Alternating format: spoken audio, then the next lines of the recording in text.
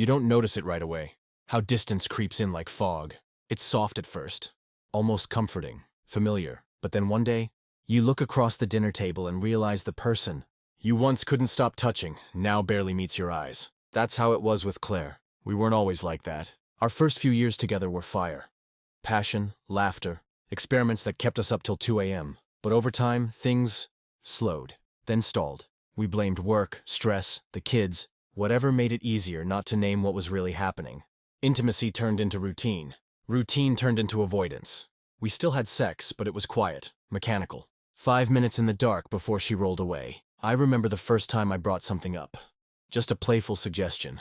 I wasn't asking for anything wild. Just a little edge. A bit more spark. Her face went stiff. She gave a small, polite laugh and said, "I'm just not into that." I tried again a few months later. Same response. I started to wonder if she was into anything at all. Don't get me wrong. I wasn't looking for some fantasy life. I just wanted to feel connected again. To feel wanted. Instead, every attempt I made was met with indifference, or worse, discomfort. Like she was embarrassed I'd even brought it up. Eventually, I stopped asking.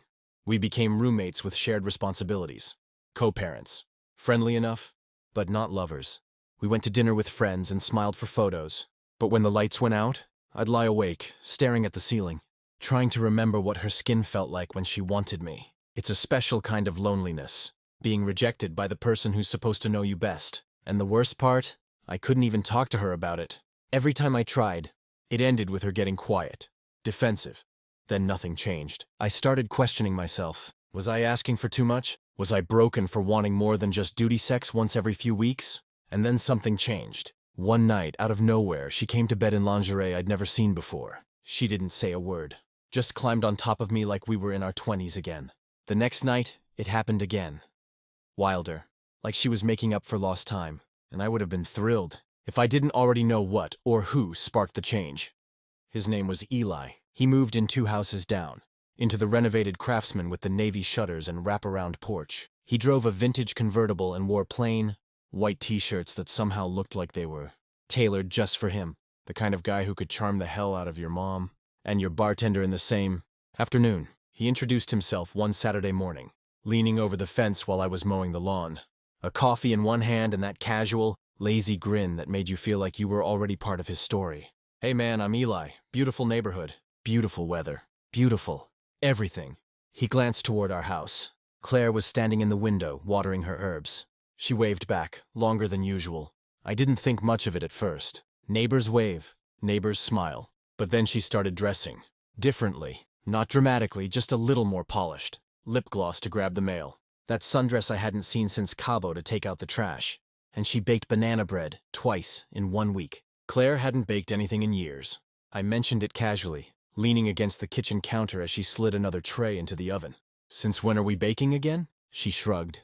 I had time. Besides, new neighbors. It's polite. The next day, the banana bread was gone. She said she dropped it off herself. I raised an eyebrow. "You walked it over?" Claire's back was to me as she rinsed a dish. He was out on the porch. "Nice guy?" She hesitated. "Yeah, charming. He said he used to work in Italy. Something with design." I nodded, but something about the way she said charming made my stomach turn. Not because she couldn't find another man attractive. She wasn't blind. But because she sounded fascinated, light, like her voice had remembered how to flirt without telling her, mouth first. Then came the long pauses at the fence. I'd come out to the backyard and see her leaned in, laughing at something Eli had said. She never noticed me watching. She was different around him. Not in the way that screams cheating, but in the way a flame reacts to oxygen. Quiet, but unmistakably alive. That night I lay awake again. She slept soundly beside me, her back turned, breathing slow and steady. I couldn't shake it. The lipstick, the baking, the laughter that wasn't mine. Something had been awakened in her, and I had a feeling I wasn't the one who lit the match. It started small, so small I almost missed it. Claire touched my arm when she passed me in the kitchen. A soft brush, just enough to notice. That night she curled into me on the couch, her fingers drawing slow circles on my chest during the movie. It felt good, familiar, like the version of us I thought was gone. Then came the bedroom. She didn't wait for me to initiate. She reached for me, bold, intentional. No more quiet sighs, or glancing at the clock. Her body pressed into mine with heat and hunger I hadn't felt in years. And when I whispered one of my old suggestions, the one she used to shut down before, I could even finish the sentence. She didn't flinch. She nodded. And then she did something I never expected. She asked for more.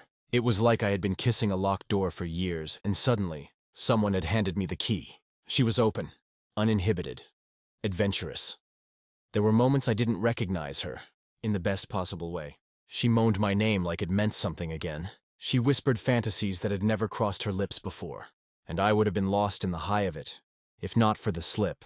It happened during one of those nights, the kind of night where everything melts into heat and breath and sweat. We were tangled in each other, skin against skin, her voice low and ragged in my ear. And then she said it, not loudly, not clearly, but enough. Like that, Eli. The moment froze. My heart thudded once, twice, and then sank into something cold and sour. I didn't say anything. Not then. I kept moving. She didn't seem to notice. Maybe she thought I didn't hear. Maybe she didn't hear herself. But I did.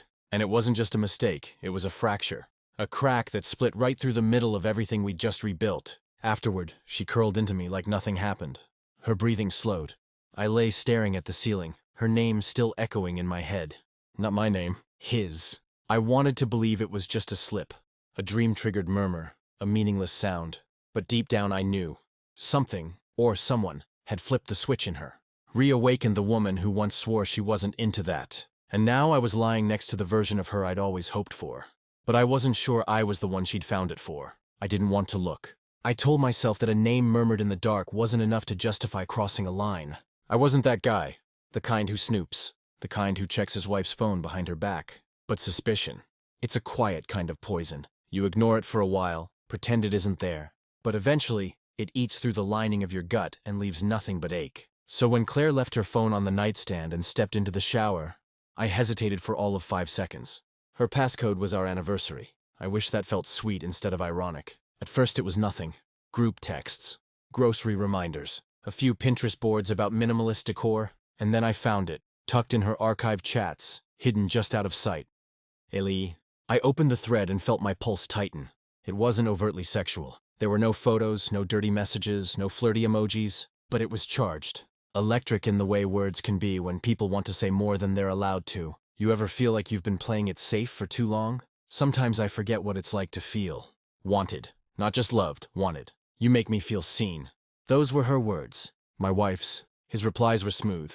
Careful, like someone who knew exactly where the line was, and how to walk right up to it without stepping over. You're magnetic, Claire. He's lucky. Just don't forget you still get to be you. Still thinking about that talk last night. Hope it stayed with you too. Talk. Singular. But not innocent. My throat tightened as the water stopped running. I backed out of the messages, set the phone down, and walked to the kitchen like nothing happened. But I was already unraveling. That night I didn't sleep. I didn't speak. I just watched her. How easily she smiled. How soft her laugh had become. Like she was blooming again. I waited until the next evening, after dinner. When the dishes were done and the silence between us wasn't tense, just still. I read your messages, I said. Claire froze, the wine glass halfway to her lips. Her eyes searched mine. Not angry. Not even defensive. Just tired. You said his name, I added. During us. Her mouth opened, closed. Then, I didn't do anything with him. I swear. I believed her.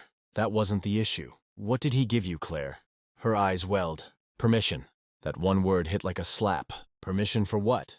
To want more, she whispered. To stop being scared of desire. To stop feeling ashamed for needing something different. I sat there, heart split between betrayal and heartbreak. Because I'd been begging her for that honesty. For years. And now she was finally ready. Just not because of me. We sat across from each other in the living room. No TV on, no music. No wine to soften the edges. Just silence, hanging between us like a thin sheet of glass. Clear. Fragile, ready to break. Claire's hands were folded in her lap. Mine were clenched on my knees. I could still feel the echo of her words from the night before. Permission. That one word had opened a dam. And now everything that had been bottled up, shame, resentment, confusion, unmet longing, was finally spilling into the open. I need to understand something, I said, voice low. Why him? Why now? She looked up, and there was no defense in her eyes. Just truth. Because he didn't expect anything from me. I flinched, but said nothing. Claire went on. With you, I always felt like I had to be a certain version of myself. The good wife. The safe one.